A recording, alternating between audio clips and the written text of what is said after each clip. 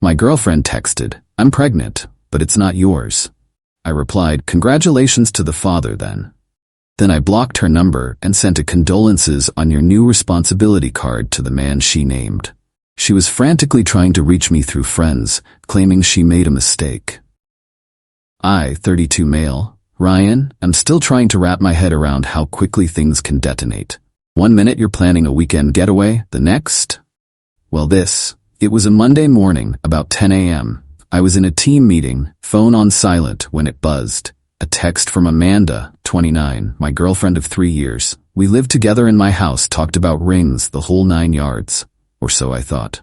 The text, "Ryan, I'm pregnant. There's something else. It's not yours. It's Kevin's. I'm so sorry. We need to talk." Kevin, her work friend she'd been spending a lot of extra hours with lately. I'd had a gnawing feeling. Guess my gut wasn't just being paranoid. My immediate reaction? A weird calm washed over me. The kind you get before the storm hits, or maybe after the bomb has already gone off and you're just assessing the damage in slow motion. Hurt? Yeah, somewhere deep down. But mostly, it was like a switch flipped. Strategic mode engaged. I waited until my meeting was over, walked back to my desk, pulled up her contact. My reply? "Congratulations to the father then." Then I blocked her number. Straight up. No discussion, no drama. She wanted to talk. She made her choice, delivered her news. Conversation over from my end. Next move. Kevin. I knew his last name, knew where he worked. Same company as Amanda, different department. A quick search on a popular professional networking site and bam, his profile picture matched the guy I'd seen her laughing with a bit too enthusiastically at the last company picnic. Found his work address. Went to a stationery store at lunch. Picked out a condolences card, not a baby card, a condolences card. Wrote in it, "To Kevin, heard about your new, upcoming responsibility. Condolences. Sincerely, Ryan." I sent it via same-day courier to his office. Marked urgent. Petty? Maybe. Satisfying? Absolutely. She lives in my house. All bills, mortgage, everything in my name. Her name isn't on a single piece of paper related to this property. She moved in about 18 months ago. Most of the furniture is mine, pre-Amanda. I left work a bit early. First step, change the locks on all exterior doors. New deadbolts, the works. Cost a couple of dollars. Pocket change for peace of mind. Then I started packing. Her stuff, clothes, shoes, a frankly alarming amount of makeup, those little trinkets she'd scattered around. I was methodical, boxed it all, neatly labeled, Amanda, stacked them by the front door. Didn't feel anger, just efficiency. She blew up our life. I was just cleaning up the shrapnel. Now I wait. She'll get home from work around 6 p.m. Her key won't work. She'll call, text, oh wait, she can't. Blocked. This is gonna be interesting. Update 1. 72 hours later.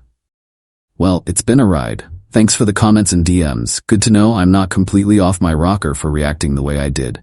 The 72 hours later refers to when I'm writing this. The main confrontation happened Monday evening, same day as the text. So Monday evening. Around 6:15 p.m., my video doorbell pings. Amanda. Looking confused, then annoyed, jiggling her key in the lock. She tries her phone, probably realizing she's blocked. Then the banging starts. Ryan, open the door. What the hell is going on? My key isn't working. I let her go on for a good 5 minutes. Then I open the door, just a crack, chain still on. Amanda. Ryan, thank God. My key. It's not your key anymore, Amanda. It's not your house anymore. Amanda. What are you talking about? Don't be like this. I said I was sorry. It was a mistake. A mistake? Getting pregnant by another man is a mistake? Interesting phrasing. Your belongings are packed by the door. I suggest you arrange for someone to pick them up. Her face went pale, then red. The entitlement started to flare. You can't just kick me out. I live here. I have rights. Me. Actually, you don't. Your name isn't on the mortgage, the lease, or any utility bill. You were a guest, and your stay is over. The locks are changed. Then her phone rang. She glanced at it, a new wave of panic. Probably Kevin. Good, my card arrived. Amanda. Kevin just called me, freaking out. What did you do? His colleagues are looking at him weirdly. That courier just dropped something off an hour ago. Me. Just sent my congratulations to the happy father-to-be via courier. Seemed appropriate for an urgent matter. You're an ass, Ryan. This isn't fair. I made a mistake, okay? A huge one. I was confused. I still love you. Me. Love? Is that what you call it? Your definition is flexible. You need to arrange to get your things. Send me an email with the time. You'll have a 30-minute window. She started crying then. Real tears, or performative, who knows? Who cares? Amanda, where am I supposed to go? I have nowhere. I believe Kevin has some new responsibilities. Perhaps he can assist. Close the door. The banging continued for a bit, then she must have given up. The email started an hour later, from a new email address. First apologetic. I messed up, I know, I'm so sorry, can we please talk? Then demanding. You owe me. I decorated that house, I put time into it. She picked out a new shower curtain once, and a K-cup holder. Inspiring. Blocked the new email. Then her best friend Melissa started. Text messages. Melissa, Ryan, Amanda is a mess. You can't just throw her out on the street, she's pregnant. Her condition isn't my responsibility, Melissa. She made choices. She made a mistake. She loves you. Kevin was a moment of weakness. You guys were so good together. Apparently not good enough. Her things are ready for collection. You're being cruel. She needs your support. She needs to contact the father of her child support. My involvement is concluded. Blocked Melissa. Now her mom, Carol, has started leaving voicemails on my work phone, which I'm not answering, just letting them go to VM. Ryan, this isn't like you. Amanda is heartbroken. She's pregnant, for heaven's sake. You have to show some compassion. She needs her things, and she needs a place to stay until she figures things out. You can't be this cold. The entitlement is astounding. They all seem to think I'm just supposed to, what? Accept it? Raise another man's child because she made a mistake? The audacity. She emailed me from another new address, persistent, I'll give her that, demanding I pay for a hotel for her and give her severance for the emotional labor of our relationship. I swear, the internet has rotted some brains. Marked as spam. The boxes are still by the door. Waiting. Update 2. 1 week later. This past week has been a masterclass in escalating entitlement and attempted manipulation.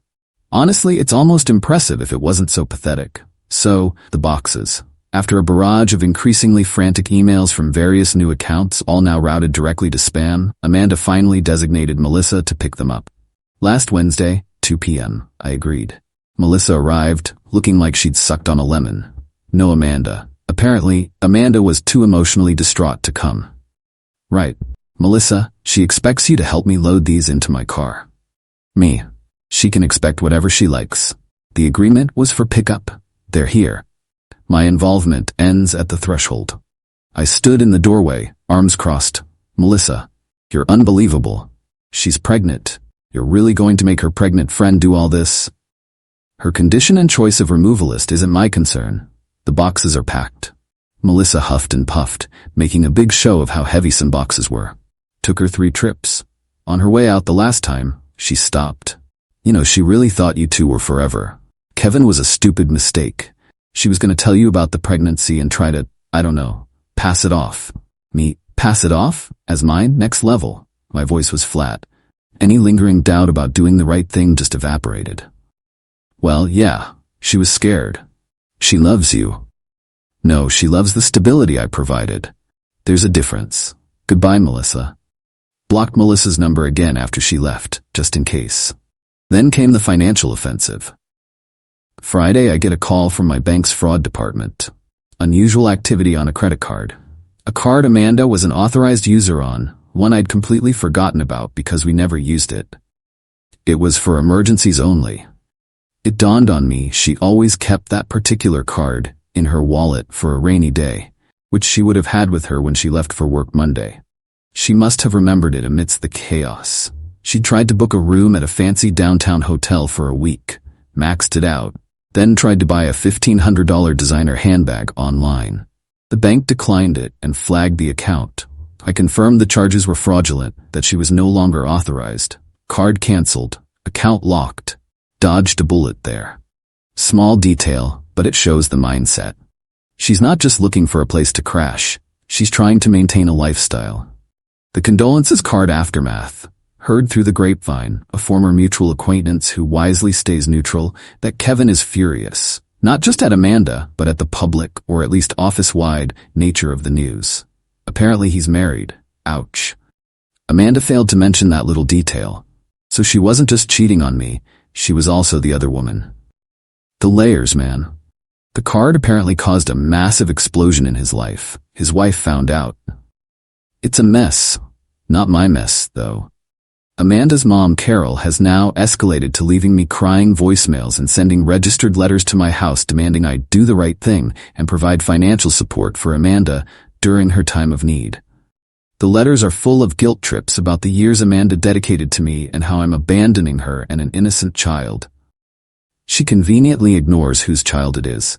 I'm collecting these letters, unopened, for my lawyer if needed. The latest dirty trick: yesterday I got a visit from 2 police officers. Amanda had filed a report claiming I'd stolen her property, specifically a high-end laptop and some jewelry she claimed was family heirlooms. I calmly invited them in, showed them the boxes Melissa had picked up, took photos of them before Melissa arrived thankfully, explained the situation. She cheated, got pregnant by another man. I ended the relationship, changed the locks on my house, and packed her belongings. For the laptop, I had the receipt. Purchased 2 years before I even met Amanda. My name, my credit card. As for the jewelry, I told them I packed everything I saw. If there were heirlooms, she should have kept them more secure or taken them when she decided to detonate our lives. The cops were professional, but clearly could see this was a messy breakup, not a theft. They took my statement, looked unconvinced by her claims, and left. Pretty sure Amanda was hoping they'd force me to let her back in or give her money to make it go away. This isn't about a simple mistake anymore. This is a calculated campaign of entitlement and attempted extortion, supported by her enablers. They genuinely believe I'm obligated to clean up the mess she made with another man. My resolve is just hardening. This isn't just about the betrayal anymore. It's about refusing to be bullied. Final update. 2 months later. It's been a little over 2 months since D-Day, Detonation Day, as I now call it. The dust has mostly settled, and I figured it was time for a final chapter. The police visit was Amanda's last real attempt to directly pressure me. After the officers left unimpressed, I had my lawyer draft a very firm cease and desist letter. It outlined her accusations, my evidence, receipts, photos of the boxes, timeline of the breakup, and warned that any further harassment, false accusations, or attempts to contact me or damage my reputation would result in immediate legal action for defamation and harassment, including seeking costs. We sent it to Amanda, CC'd to her mother Carol, and to Melissa for good measure. The direct harassment from Amanda and Melissa stopped almost immediately. Glorious, golden silence from that front. The credit card stunt was a blessing in disguise. It was clear evidence of attempted fraud, which my lawyer also mentioned in the letter as a sign of her character. What happened to Amanda and Kevin? From what I've pieced together from a couple of sources, people who know people, you know how it is, it's a dumpster fire. Kevin's wife, understandably, kicked him out. His career is apparently also taking a hit due to the office scandal. Nobody likes that kind of drama. He's apparently blaming Amanda for everything, claiming she misled him, which to be fair she probably did, just like she misled me. He's not exactly stepping up to be a doting father-to-be. Surprise, surprise. Last I heard, he's fighting against any financial responsibility, demanding paternity tests, the works. So much for their whirlwind romance. Amanda, according to these whispers, is a wreck.